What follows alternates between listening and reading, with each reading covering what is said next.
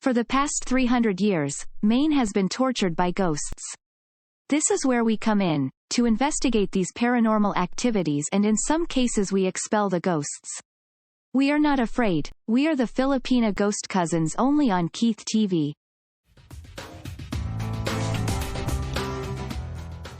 Okay, cousins, it says here that the ghost of Nelly Butler is one of the most famous ghosts in America. There are over 100 witnesses who claim to have seen this ghost. The story goes like this: on August 9, 1799, Abner Blaisdell heard knocking noises in the basement of his house in Machiasport.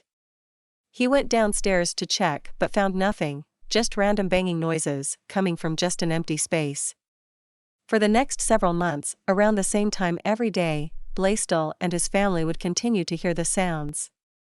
Abner, out of sheer desperation, had enough, and in early January he ran down to the basement and yelled, "What do you want?" Abner and his daughter heard a woman's voice saying, "I'm the dead wife of Captain George Butler, born Nelly Hooper." Captain George Butler lived nearby and had recently started dating Abner's daughter. Abner grew fearful and rushed up the stairs and slammed the door behind him. However, for the next few months, Nelly kept trying to communicate with the family until they contacted her father David Hopper, who lived a few miles north. Mr. Hooper was skeptical, but he was also curious. After walking 5 miles through a raging snowstorm, Hooper joined Abner in the cellar. Once again Nelly spoke, and her father became a believer because the spirit mentioned many details of her life that were only known by the two of them. He believed it was the ghost of his daughter Nelly Butler.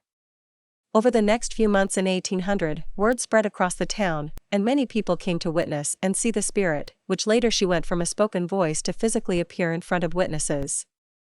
One witness described her appearance as, at first, the apparition was a mere mass of light. Then it grew into a personal form, about as tall as myself. Then the personal form became shapeless, expanded every way, and then vanished in a moment. As the story goes, she chose the Blaisdell home because she wanted her widower, Captain George Butler, to marry Lydia Blaisdell, Abner's daughter. The last time her widower, George, had seen Nelly was while she was giving childbirth, when she and the child died. Many people believed George orchestrated her death in order to marry Lydia Blaisdell. He was found innocent by a jury of any wrongdoing. Abner remained hesitant to allow the marriage of George to Lydia. Abner later changed his mind as Nelly continued to speak about the marriage betwixt the two. 10 days after the marriage of George and Lydia, Nelly appeared to the couple when they were walking home one evening. She warned the newlyweds that they would soon be expecting a child, but that it would lead to the death of the Lydia. As terrible as this news was, it did come true, as Lydia soon became pregnant and died during childbirth in May of 1802. During this time, it was reported that Nelly performed many other actions as well, including traveling to and confronting a doubtful neighbor.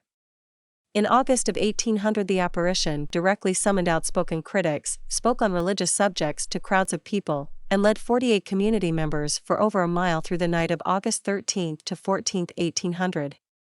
After this event, most stories of Nelly Butler ended. Over 100 people claimed to have witnessed the apparition. Abraham Cummings, a traveling evangelist, collected 37 eyewitness testimonies and recorded all meetings and accounts, including his own. The Reverend didn't believe in ghosts and didn't think his flock should either. In a foul temper, Cummings went to the Abner's house, and suddenly, before him was Nelly, described as surrounded by a bright light. At first her form was no bigger than that of a toad. As Cummings watched, Nelly Butler grew to normal height before his eyes. He was convinced.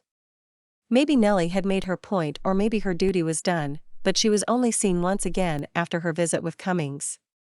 Captain George Butler, Nelly's husband, reported that she appeared to him one night in his bedroom and gave him a tongue lashing for remarrying after promising her, on her deathbed, that he would never marry another. The location of this legend is the cemetery where George Butler is buried. According to accounts, the home where Nelly appeared frequently was closer to Taunton Bay and is now overgrown. So what do you think? You want to do a road trip? This is so up our alley. Let's go. I'm driving, as always. Shotgun. It's 82 miles. I love Maine. It's so beautiful. This is one of the most beautiful places in Maine we've been to. It's the way life should be. I'm so glad that Gretchen and Keith brought us here for the summer. Thanks to Pablo for giving us the chance to serve God. This is God's country.